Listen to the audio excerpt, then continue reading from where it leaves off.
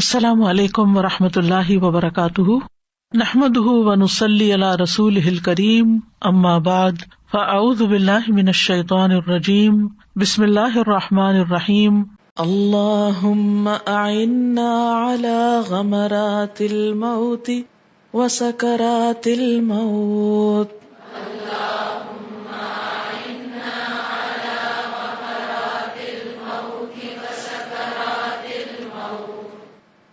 اللہم اے اللہ، اعنا مدد فرمانا ہماری، علی اوپر، غمرات الموت موت کی ڈبکیوں کے، وسکرات الموت اور موت کی بے ہوشیوں کے۔ غمرہ کہتے ہیں گہرے پانی کو۔ جان نکلنے کے وقت کی کیفیت کا ذکر ہے کہ جب جان نکلے گی تو یوں محسوس ہوگا جیسے کوئی شخص ڈوب رہا ہو اور اس کو سانس نہ آ رہا ہو، کیونکہ سانس رکتا ہے نا، سانس نکلتا ہے، سانس بہت مشکل سے آتا ہے۔ اگر کبھی کسی مرنے والے شخص کو آپ نے دیکھا ہو تو آپ دیکھیں گے کہ اس کو سانس لینے میں بہت دقت ہوتی ہے، اور جان جب جسم سے الگ ہوتی ہے تو یہ ایک بہت تکلیف دہ مرحلہ ہوتا ہے۔ تو اس کو ایک طرح کی مثال سے سمجھایا گیا ہے کہ غمرات الموت، موت کی ڈبکیاں یا موت کی سختیاں مراد ہے۔ اگر کبھی آپ نے نہاتے وقت تیز دھار پانی اپنے منہ پہ کھول لیا ہو اور تھوڑی دیر کے لیے سانس رک جائے تو کیا کیفیت ہوتی ہے؟ جسم کے آخری سرے تک انسان ہل جاتا ہے، گھبرا اٹھتا ہے، ایک دم ایک طرف کو نکال لیتا ہے کیونکہ سانس نہیں آ رہا۔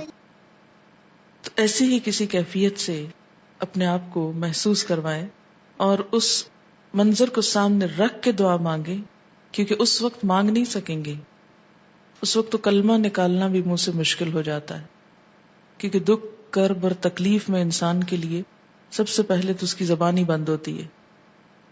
اور سکرات الموت، سکرا ہوتا ہے بے ہوشی، سکران، سکارا، لا تقربوا الصلاۃ وانتم سکارا، نماز کے قریب نہ جاؤ جب تم بے ہوش ہو، نشے میں ہو۔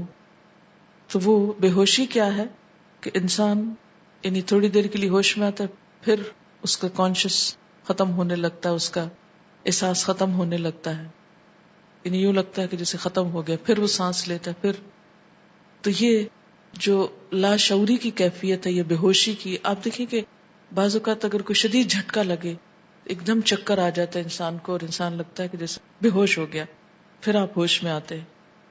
تو موت میں بھی دراصل انسان کا وہ شعور اور عقل اور ہوش، وہ جو دیا گیا تھا کچھ کرنے کو، وہ واپس لیا جا رہا ہوتا ہے، اور وہ وقت بہت دکھ اور تکلیف کا ہوتا ہے انسان کے لیے۔ حدیث میں آتا ہے کہ جب کوئی شخص فوت ہو جائے اور اس کی روح نکل جائے تو اس کی آنکھیں بند کر دو، کیونکہ آپ صلی اللہ علیہ وسلم نے فرمایا کہ جب روح نکلتی ہے تو تبعہ البصر، نگاہ اس کا پیچھا کرتی ہے، یعنی جسم کے اندر روح کے نکلنے کے باوجود ایک احساس باقی ہوتا ہے، یعنی نگاہیں اپنی روح کو دیکھ پاتی ہیں جاتے ہوئے۔ تو آپ خود سوچیں کہ اگر کوئی بہت عزیز، قریب ترین، پیارا انسان، مثلاً آپ کے بچے یا کوئی بھی آپ کے والدین، جن سے انسان کا ایک خون کا رشتہ ہوتا ہے، ایک روح کا رشتہ ہوتا ہے، یا کوئی اور دوست جو بہت ہی عزیز ہو، جب وہ دور ہونے لگتا ہے تو کیا لگتا ہے جیسے روح الگ ہو رہی، تو اس وقت انسان کے اوپر کتنا غم اور دکھ اور پریشانی ہوتی ہے۔ تو آپ خود سوچیں کہ جب ایکچوئل روح نکل جائے اس وقت غم کتنا ہوگا انسان کو۔ اور بعض جگہوں پر آتا ہے کہ روح اس بات کا مشاہدہ کرتی ہے کہ آس پاس کے لوگ جو ہیں وہ کیا کر رہے ہیں، کیا معاملہ کر رہے ہیں، اور لوگوں کے متضاد رویے مرنے والے کے بارے میں جب دوسروں کے سامنے ہوتے ہیں، بعض اوقات روتے ہیں، بہت بین کرتے ہیں، جب اکیلے بیٹھے ہوتے ہیں، کھا پی رہے ہوتے ہیں، ہنس رہے ہوتے ہیں، جو دنیا میں بے وفائی کا طریقہ ہے۔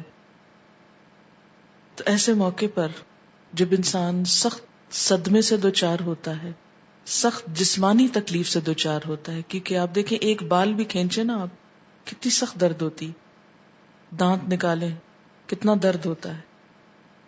تو کہاں یہ کہ سارے سکن سے اور سارے جسم سے روح الگ ہو رہی ہو، تو وہ وقت کتنے دکھ اور تکلیف کا ہو سکتا ہے، اور وہ وقت ہے بھی برحق.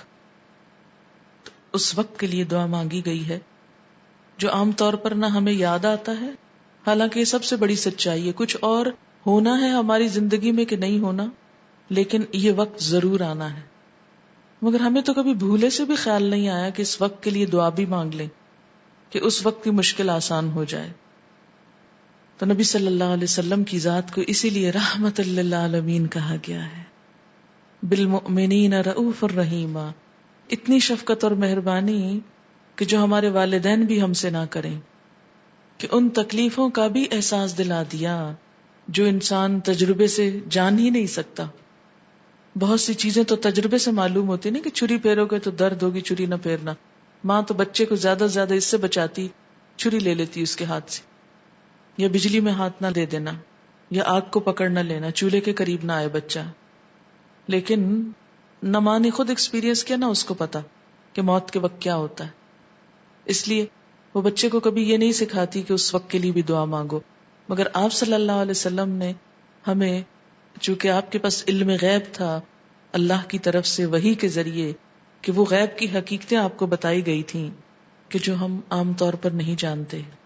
علم وحی کے ذریعے آپ صلی اللہ علیہ وسلم کو جن پریشانیوں اور دکھوں اور تکلیفوں کے بارے میں علم دیا گیا تھا، اس کی بنا پر آپ نے ہمیں ایسی دعائیں سکھائی ہیں کہ وہ وقت ہمارے لیے آسان ہو جائے.